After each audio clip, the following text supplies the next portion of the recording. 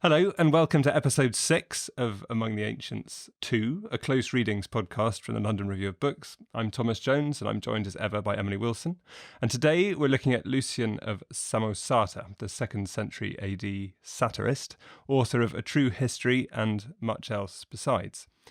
Lucian is the last of our 6 Greek subjects, so this seems a good opportunity, Emily, to tackle our occasionally submerged, shall we say, theme of truth and lies head on, given that Lucian wrote pieces with titles such as Lovers of Lies and A True History.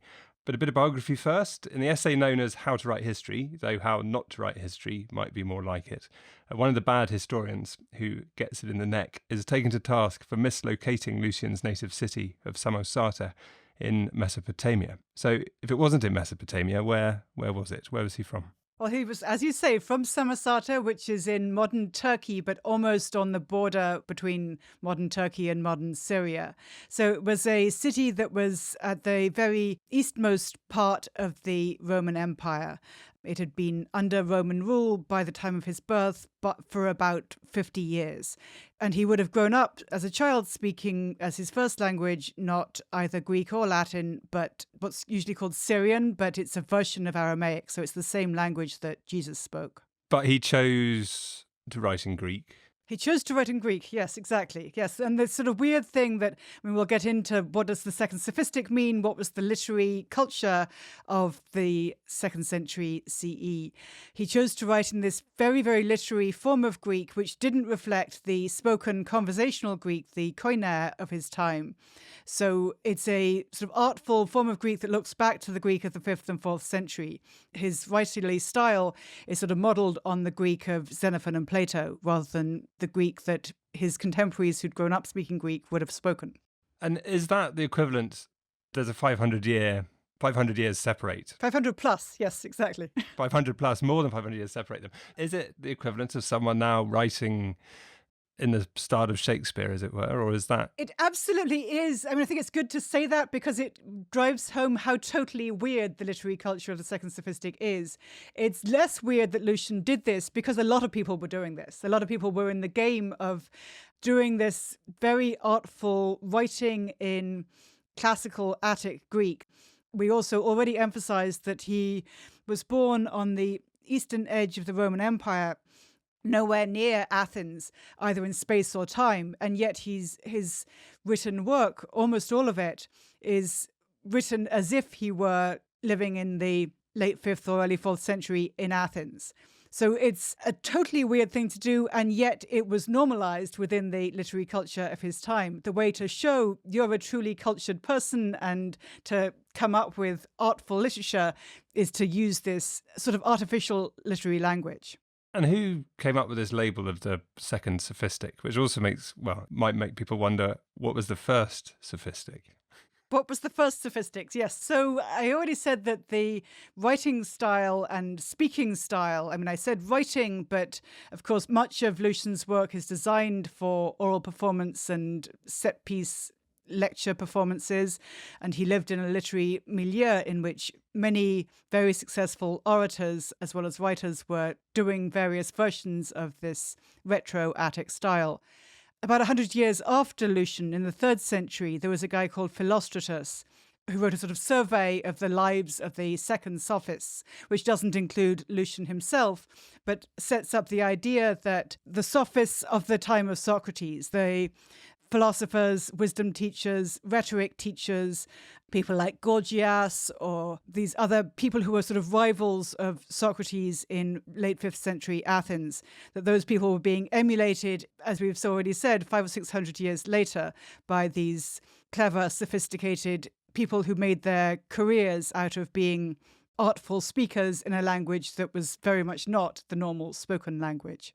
And the sense, it's close, as you've said, the word sophisticated, it's closer to the sense of sophisticated than the modern sense of sophistry, which tends to be used as an insult, which comes from the way that Socrates seemed rather dismissive of the sophists. Is that Socrates was rather dismissive of the sophists, despite in many senses being one himself. And of course, that distancing of Socrates from the sophists comes very largely from Plato's version of Socrates. We don't really know exactly how much of a friend, enemy, frenemy was the historical Socrates to all these other men who were teaching wisdom. So the word sophist suggests wisdom teacher.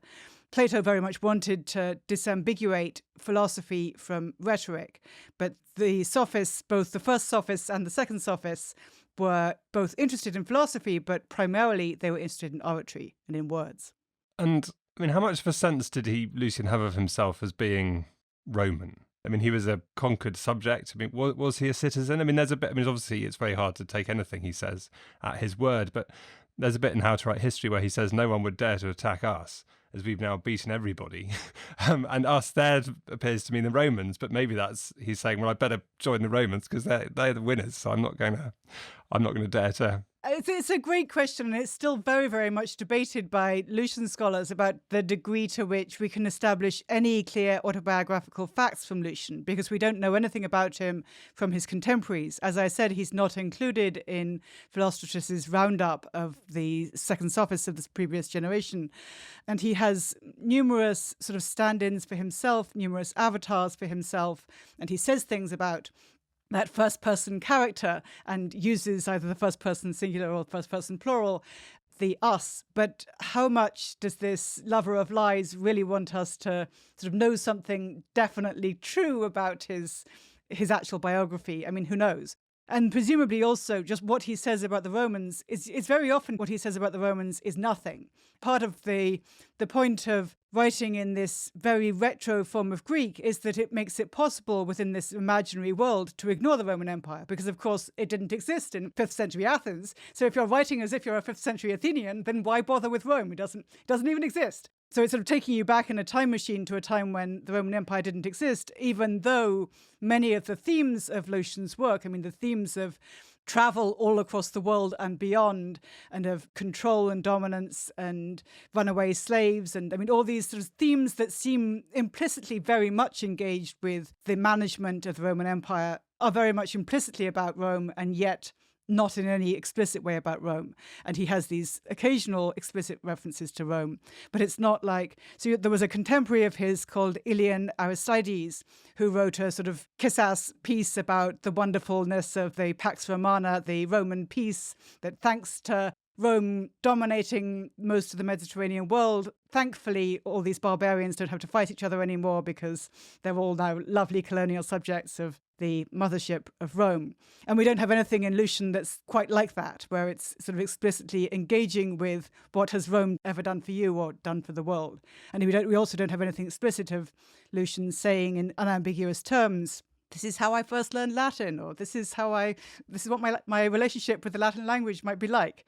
So there's a temptation to really speculate about what might Lucian be saying about Rome, but presumably it also depends on his particular audiences for a particular piece, and he might be saying different things at different moments in his career. We know he travelled a lot all over the place, and audience expectations about what you say about Rome might be different in different places.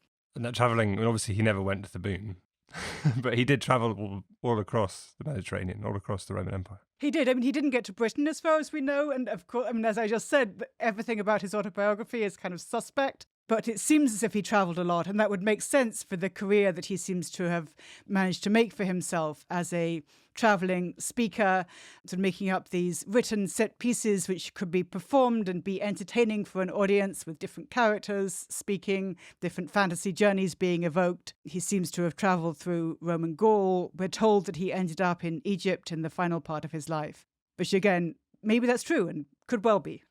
And there is, well, I suppose it's a speech, as far as we know, known as The Dream or Lucian's Career, which was probably written and delivered, assuming it was a speech, later in life.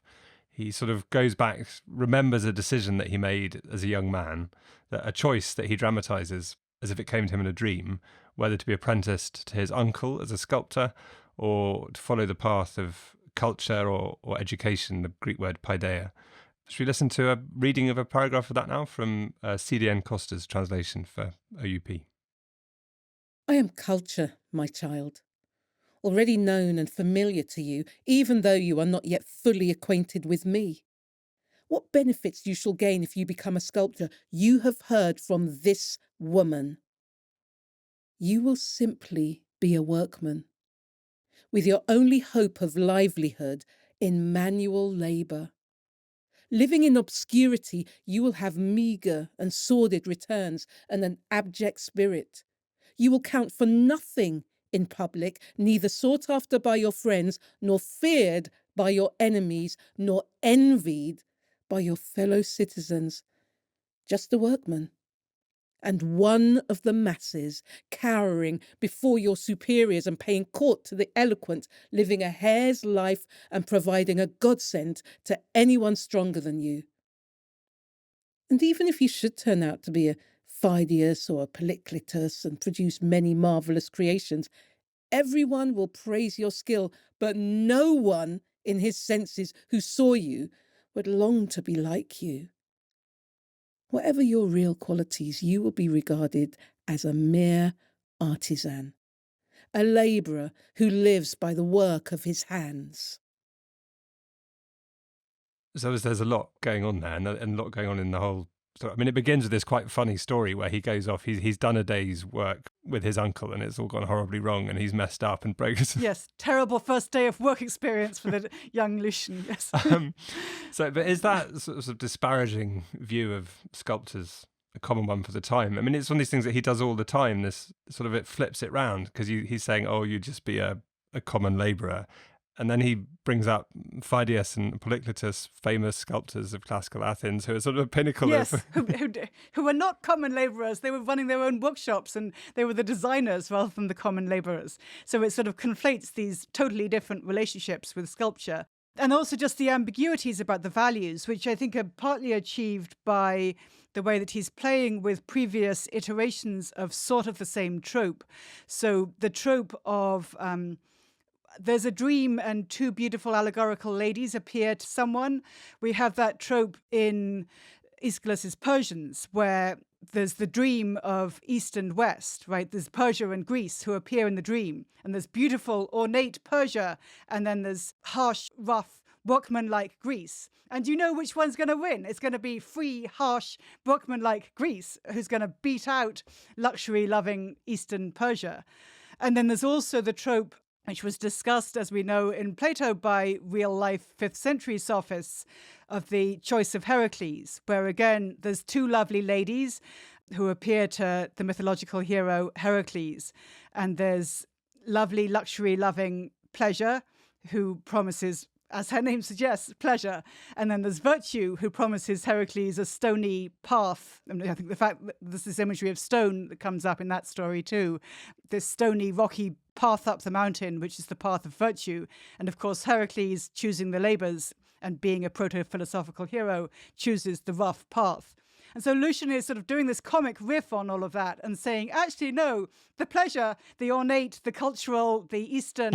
Let's go with those ones instead, because the stony one is kind of too much effort. And yet, as you say, also with this invocation of famous sculptors, there's this sort of ambiguity about, might we actually be all wasting our time on culture? And you guys are listening to me blather on in this cultured Greek, and we've all made our choice by being here. But maybe the sort of memory of these other stories in which that's the wrong choice also looks back to this sort of question about, do we really want to be wasting our lives on pleasure and culture? Thanks for listening to this extract from Among the Ancients 2, a close reading series from the London Review of Books. To listen to the full episode and all our other close reading series, including Series 1 of Among the Ancients, sign up to our close reading subscription at lrb.me/close readings or click on the link in the description.